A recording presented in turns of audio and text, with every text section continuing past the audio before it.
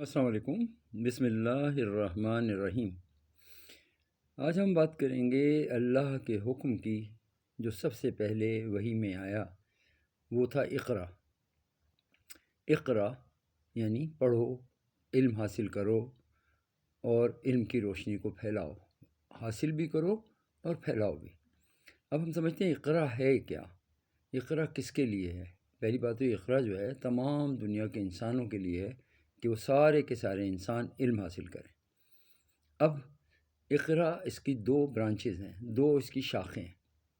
ایک شاخ ہے علم، وہ علم نافع، ایسا علم جس سے اللہ کی پہچان ہو جائے، ہم اپنے رب کو جان لیں، اللہ کو پہچان لیں کہ ہمارے اللہ کون ہیں، ہمارے بنانے والے کون ہیں، ہمارے خالق کون ہیں، مالک کون ہیں، رازق کون ہیں، اور اس پوری کائنات کے مالک کون ہیں۔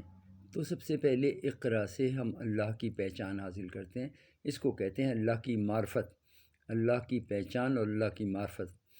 یہ وہ لوگ کرتے ہیں، اس کی کوشش اور طلب میں وہ لوگ لگے رہتے ہیں جنہیں آخرت پہ یقین ہوتا ہے، جو اللہ اور اس کی رسول کی بات پہ یقین رکھتے ہیں کہ ہاں یہ دنیا کی زندگی ختم ہو جائے گی، اس کے بعد ایک زندگی اور شروع ہوگی۔ پہلے تو اس بات کا یقین دلوں میں اترے گا کہ آخرت کا یقین، کہ اس دنیا کی زندگی کے بعد ہم دوبارہ اٹھائے جائیں گے اور اپنے اللہ کے سامنے پیش ہوں گے۔ اس بات کا جب یقین ہمارے دل میں آ جائے گا تو اب ہم اللہ کی پہچان بھی ہمارے پاس آئے گی۔ کیونکہ اگر اس بات کا یقین ہی نہیں ہے کہ مرنے کے بعد اٹھائے جائیں گے، اور ہم دنیا دنیا اور دنیا، صرف ہماری ساری زندگی کا ایک ہی مقصد ہے کہ ہم دنیا حاصل کریں، اور ہم انسانوں کے پیچھے جو لگے رہتے ہیں اور نوکریاں اور جو بھی کام کرنے سے اللہ نے منع نہیں کیا، مگر جو کچھ بھی کرتے ہیں وہ دنیا کی طلب میں اگر ہم کرتے ہیں۔ ایک تو دنیا ضرورت کے مطابق ہے، ایک دنیا حوث کی ہے۔ ایک دنیا جو ضرورت کے مطابق وہ ہے کہ پیٹ بھر کے کھانا مل جائے، ایک لباس مل جائے، 2-3 جوڑی، اور رہنے کے لیے ایک جگہ مل جائے، یہ ضرورت کے مطابق دنیا ہے۔ جیسے صحابہ کرام تھے، ان کی دنیا اتنی ہی تھی، انہوں نے دنیا کے بڑے بڑے محلات تعمیر نہیں کیے، انہوں نے بڑے بڑے مکان نہیں بنائے، کاروبار تھے ان کے بڑے، مگر ان کاروبار میں ان کی اگر ہم زندگی کو دیکھیں تو ان کی زندگی بہترین زندگی تھی، سادہ زندگی، یعنی بہت تھوڑے پہ وہ لوگ گزارا کرتے تھے، بہت زیادہ جمع نہیں کرتے تھے مال کو، بلکہ اپنے مال میں سے اللہ کے حکم کے مطابق تقسیم کرتے تھے، لوگوں کو، ضرورت مندوں کو، حاجت مندوں کو دیتے تھے۔ تو اقرا کی ہم بات کر رہے ہیں، ہم واپس اسی طرف آتے ہیں کہ اللہ کی پہچان۔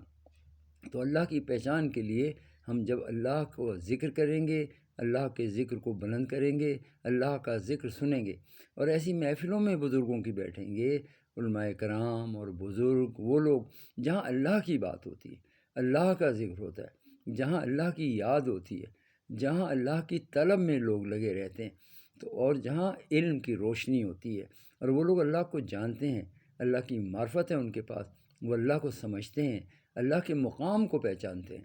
اللہ خود کہہ رہے ہیں بسم اللہ الرحمن الرحیم، وما قدر اللہ حق قدرہ والارض جمیعا قبضتہ یوم القیامہ۔ اے انسانوں، تم نے میرے مقام کو نہیں پہچانا، جو قدر کرنی تھی، جو مقام کو جاننا تھا، وہ تم نے نہیں جانا۔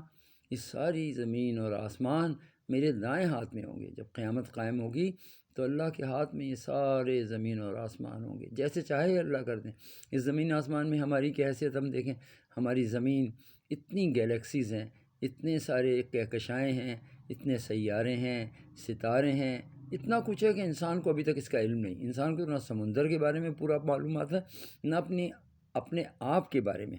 یہ انسان ابھی اپنے آپ کو بھی نہیں جانتا۔ میڈیکل سائنس کتنی بھی ترقی کر لے، ہر روز ایک نئی چیز آتی ہے کہ یہ چیز ہے، یہ چیز ہے، یہ تو انسان کا علم جو ہے وہ محدود ہے۔ کوشش کرنے سے انسان علم کو اور حاصل کرتا ہے۔ اب اس کا مقصد اور کوشش کس لیے ہے؟ انسان تو اتنا لا علم ہے، انسان کو